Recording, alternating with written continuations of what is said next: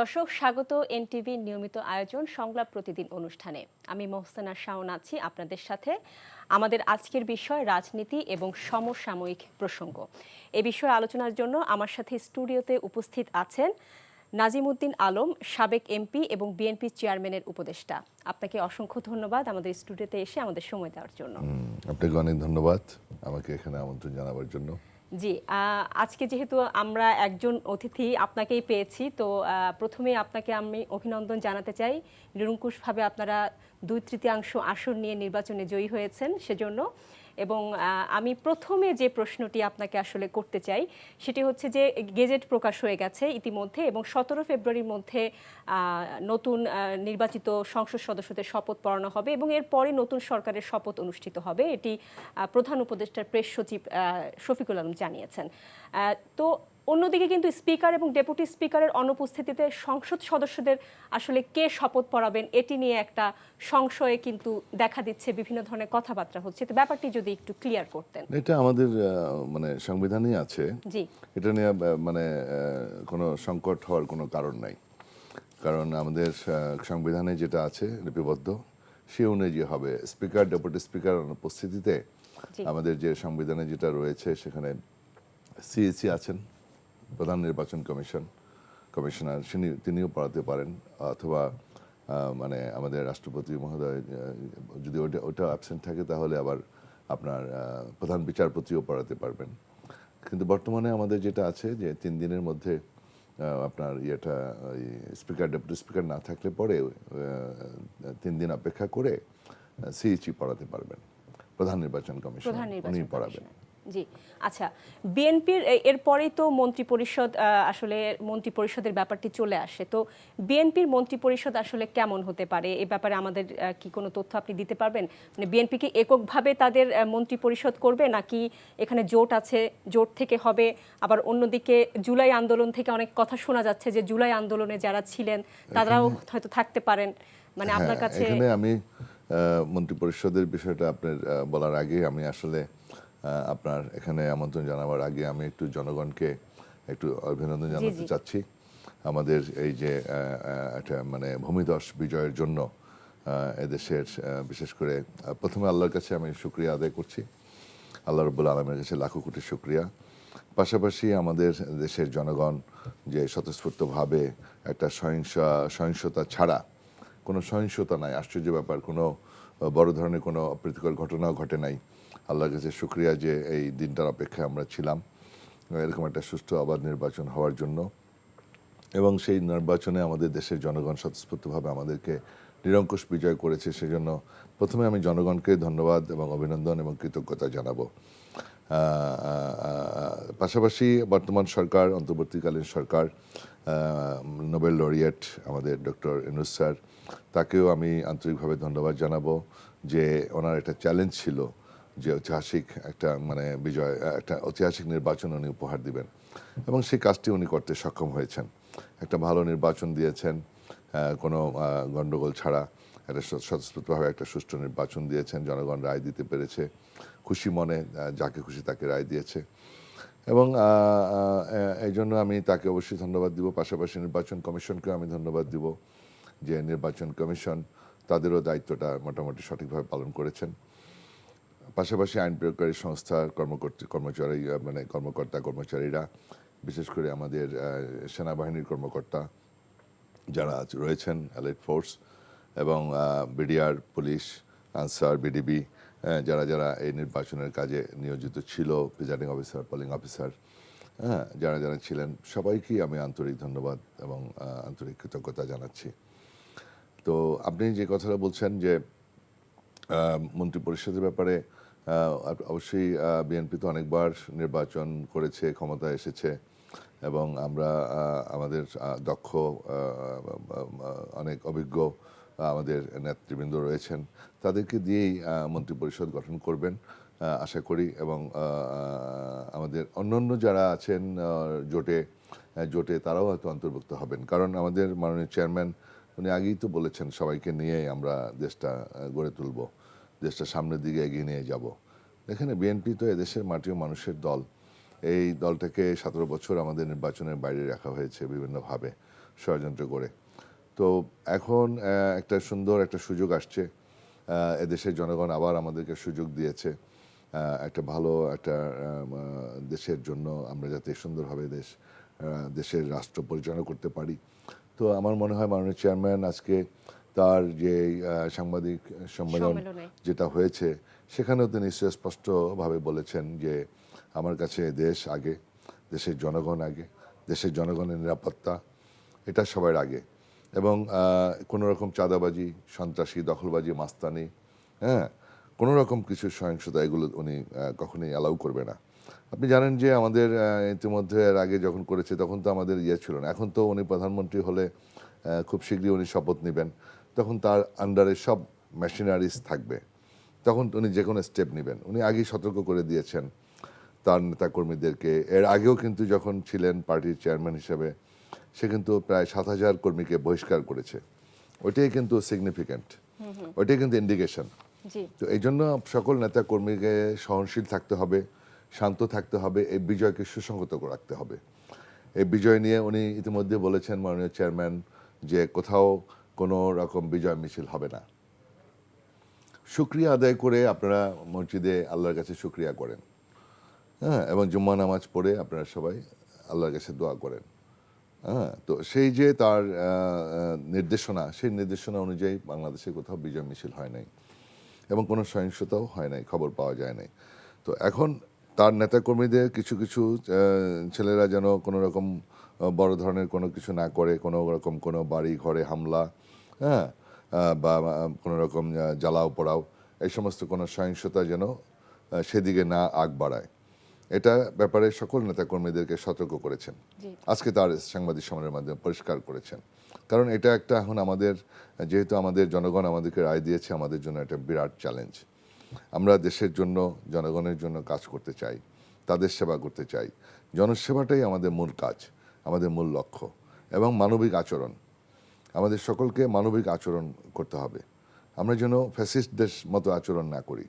যে ফ্যাসিস্টরা অমানবিক আচরণ করে তারা বিদায় হয়েছে, অমানবিক আচরণ করে বিদায় হয়েছে, তারা বিভিন্নভাবে আপনার সংবাদপত্রের উপরেও তারা বিভিন্নভাবে তারা করেছে।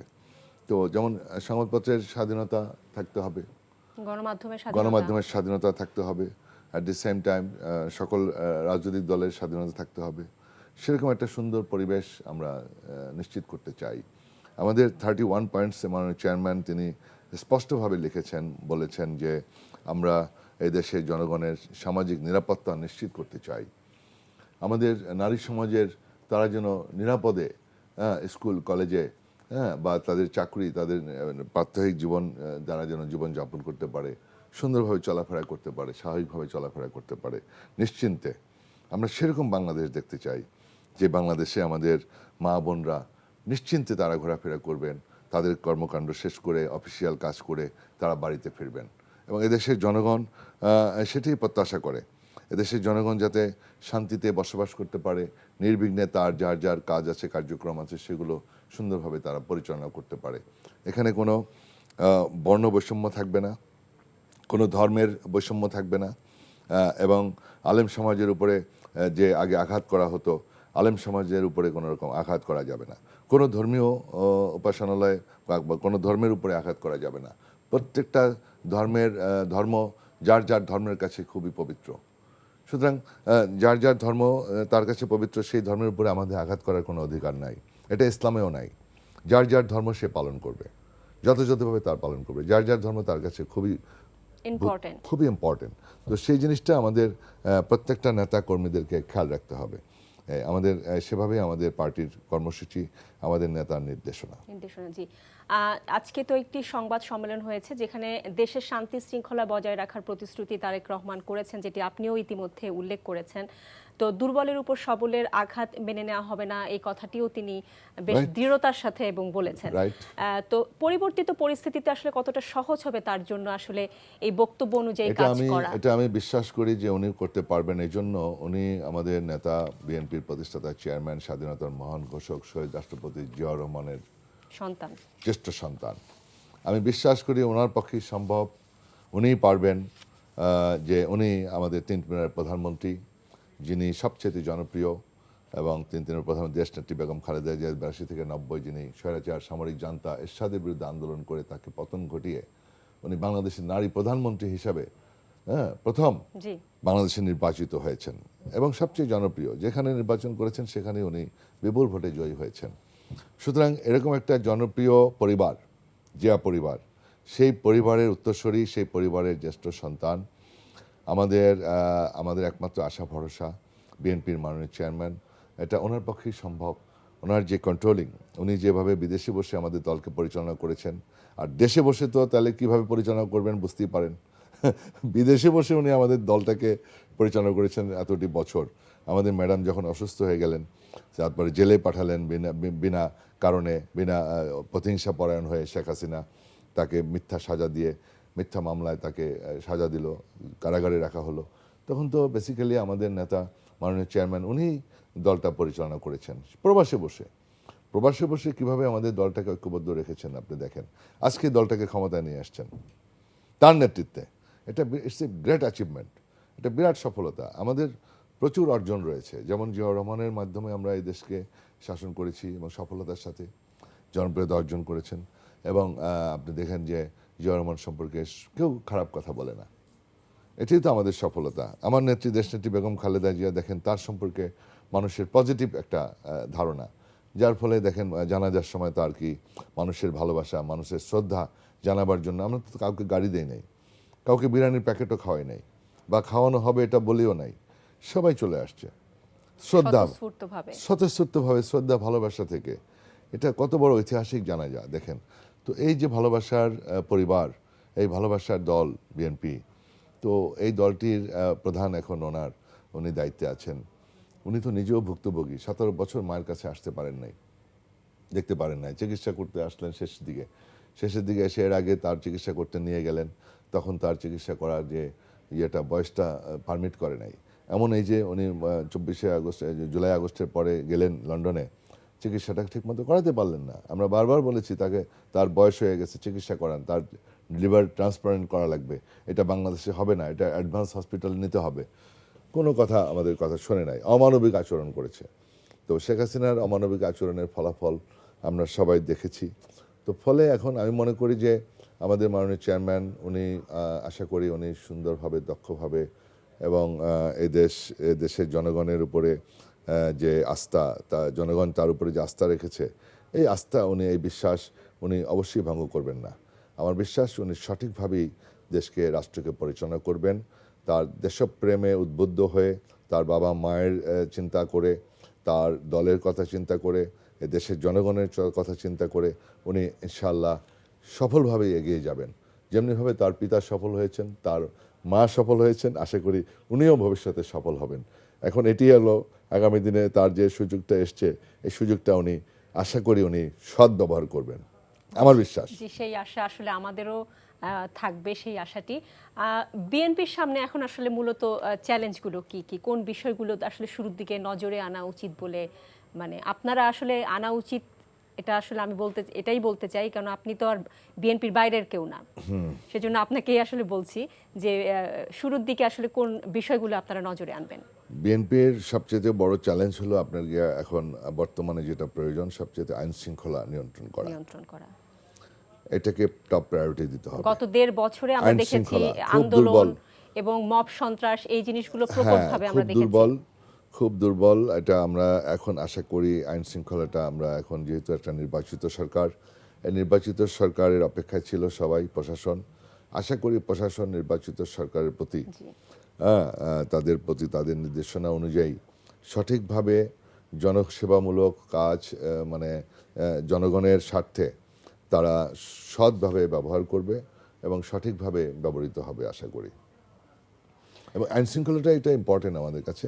তারপরে সোশ্যাল সিকিউরিটি, এটা সোশ্যাল সিকিউরিটি ইম্পর্টেন্ট, সামাজিক নিরাপত্তা, এটা আইন শৃঙ্খলার ভিতরেই পড়ে। সামাজিক নিরাপত্তাটা নিশ্চিত করতে হলে আইন শৃঙ্খলাটা খুবই স্ট্রং হতে হবে। পাশাপাশি আপনার স্বাস্থ্যসেবা, তারপরে স্বাস্থ্যসেবাটা আমাদের গরিব মানুষের স্বাস্থ্যসেবা, এটার ব্যাপারে আমাদের কর্মসূচি আছে।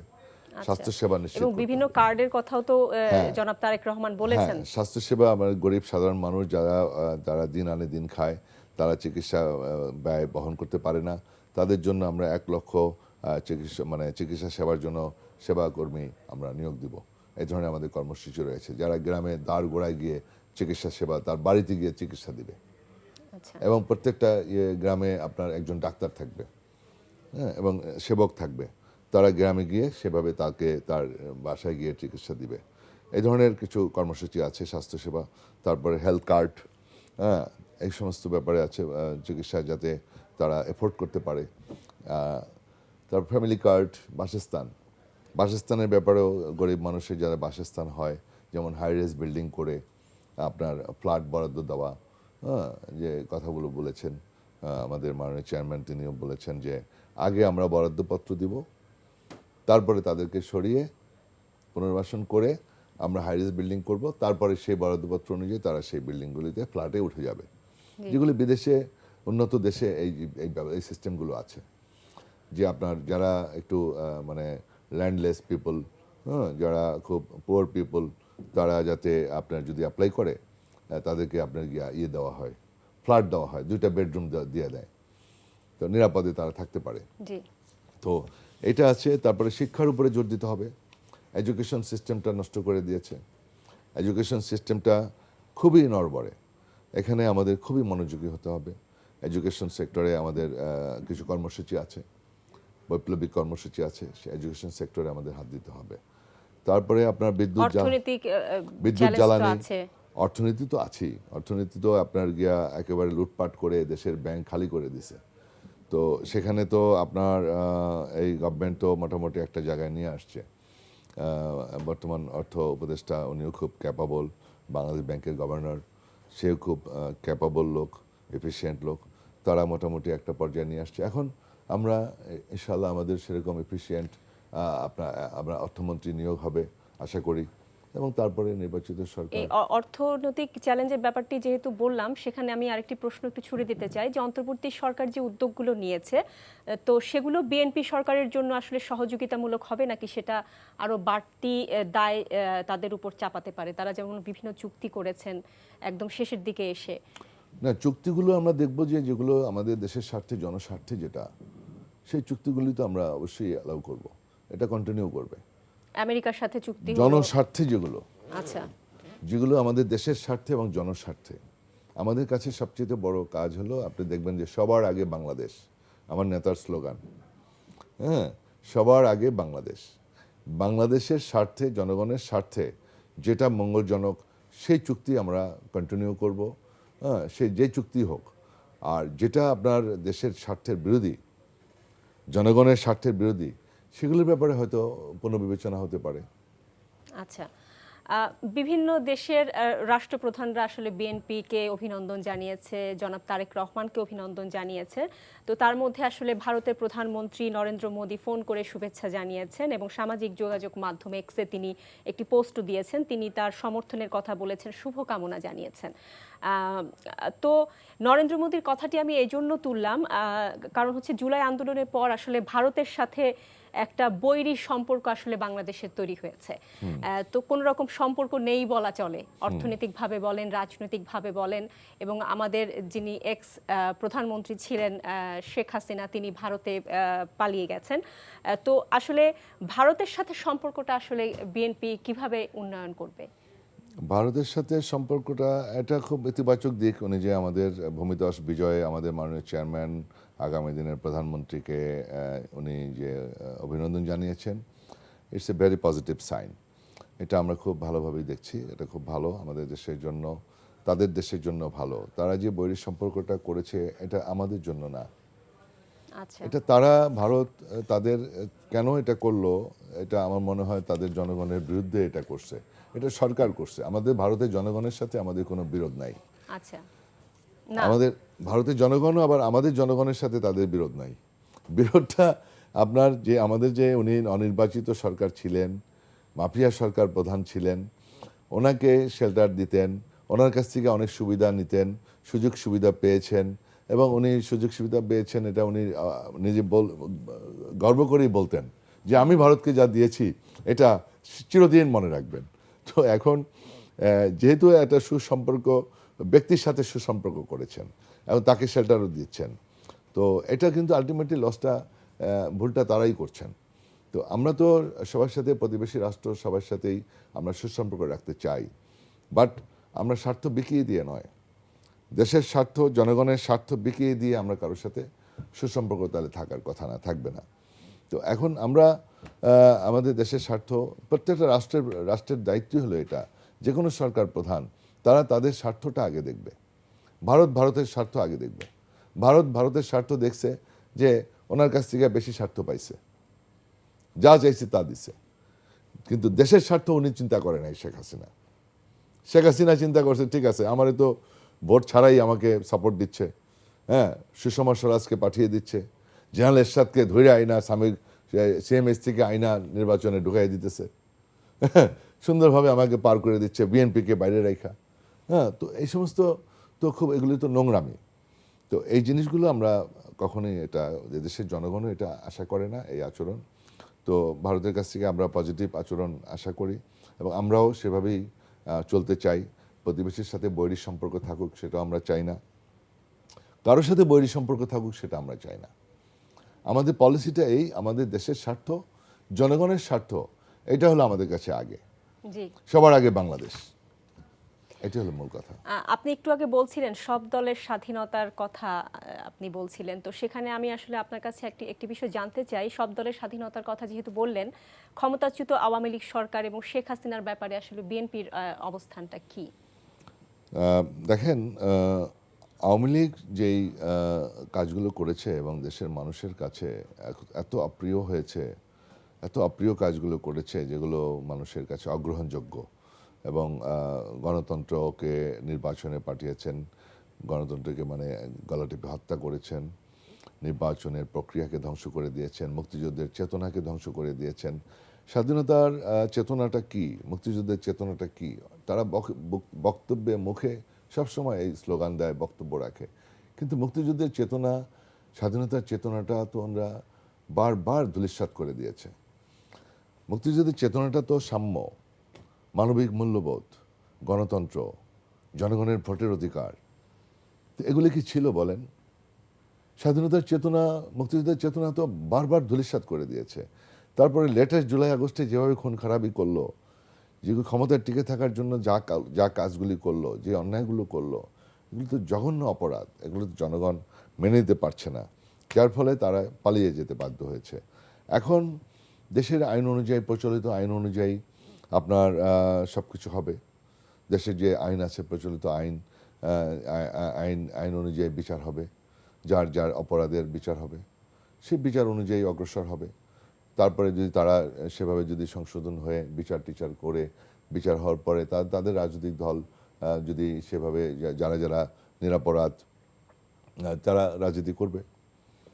সাধারণ মানুষ তো আছে, আওয়ামী লীগের যারা সাপোর্টার, তারা তো এই দেশে আছে, তারা তো এই দেশেরই জনগণ, তারা তো থাকবে। তারা তো এক জায়গায় এক এক দলে অ্যামালগেট হয়ে যাচ্ছে, কোনো কোনো দলে কেউ বিএনপিতে, কেউ জামাতে, কেউ অন্যান্য পার্টিতে যোগদান করতেছে, তো তারা তো আছে এই দেশে।